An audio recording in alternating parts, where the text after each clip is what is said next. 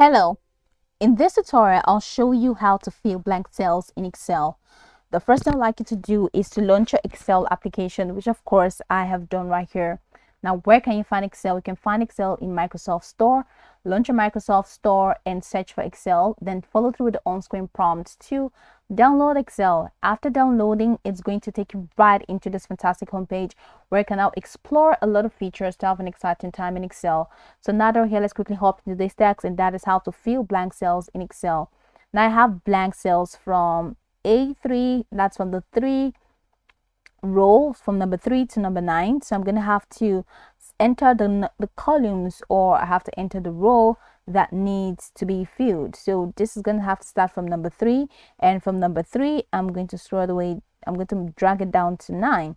So after 9, head over to the top right corner where you have find and select, click on that, and you have this extended options in here. So click on go to special, and now you have comments, constant, formulas, blanks, current region, current array. Go ahead and click on blanks.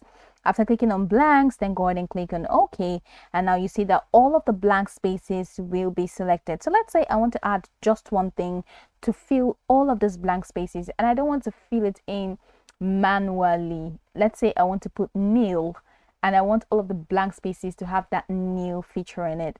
Instead of doing it manually, especially when you have when you have large data, when you have a large spreadsheet to work on, instead of doing that manually, this is what you're going to do. So after doing that, now the cell has been set. So I'm just going to type in nil.